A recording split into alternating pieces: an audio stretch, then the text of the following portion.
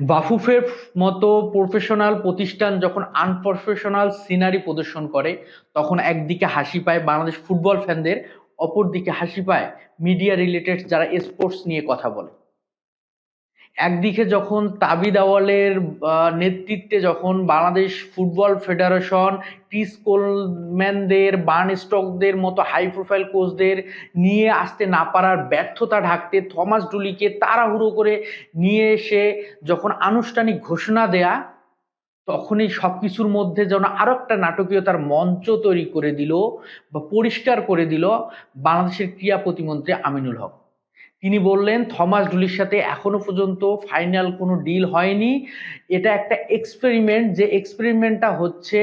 সান মেরিনোর বিপক্ষে বাংলাদেশের যে ম্যাচটা অনুষ্ঠিত হবে, সেই ম্যাচে বাংলাদেশের প্রত্যাশা যদি পূরণ করতে পারে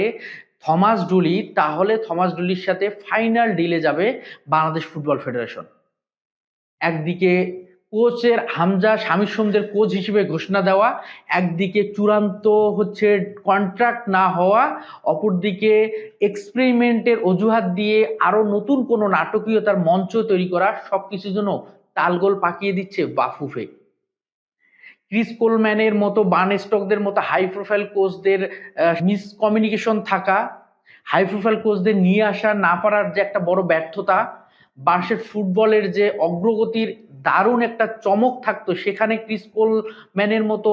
একটা হাই প্রোফাইল কোচ, ইউরোপের ডাগ আউট সামলানো কোচ, গ্যারেথ বেলদের ডাগ আউট সামলানো কোচ, এবং ওয়েলসের মতো একটা দলকে যখন ইউরোপের সেমিফাইনালে নিয়ে যাওয়া, এবং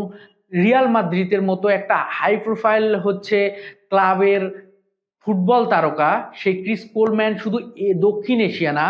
এশিয়ার মধ্যে চমক হতে পারত। লাল সবুজের ব্র্যান্ড ভ্যালুটা আরো অনেক দূর এগিয়ে যেতে পারতো, বাংলাদেশের প্রীতি ম্যাচের সংখ্যা বেড়ে যেতে পারত,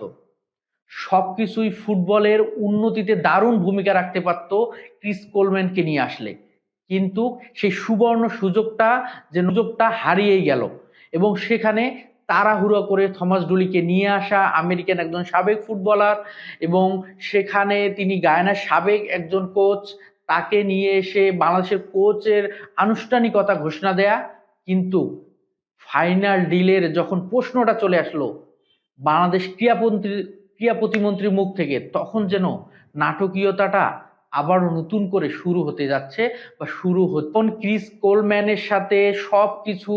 ফান্ডের বিষয় যখন ওকে, তখন ক্রিস কোলম্যানকে হারানোর যখন এক নাম্বার কারণ তার সাথে সময়ের সাথে তার কমিউনিকেশনের যে বড় একটা ঘাটতি, এবং এজেন্টে টাকা না দিতে পারা। কিন্তু বাংলাদেশের আধুনিক ফুটবলে যখন হাই প্রোফাইল খেলোয়াড়, হাই প্রোফাইল কোচ নিয়োগের ক্ষেত্রে এজেন্টদের বড় একটা ভূমিকা থাকে, সেখানে এজেন্টদের একটা ফি দিতে হয়। সেই ফি দেওয়ার ক্ষেত্রে বাংলাদেশ ফুটবল ফেডারেশন একজন পেশাদারিত্ব একজন প্রতিষ্ঠান, তারা কি সেই বিষয়টা জানতো না? সেই না জানার যদি না জেনেই থাকে, সেখানে তাদের বড় একটা দূরদর্শিতার অভাব, সেটা কিন্তু একদম স্পষ্ট। তো থমাস ডুলিকে নিয়ে কি আরো কোনো নতুন নাটকীয়তার মঞ্চ তৈরি হবে, নাকি বাংলাদেশে হামজা শামীর সোম, ফাহমিদুল জায়ানদের কোচ হতে যাচ্ছেন থমাস ডুলি?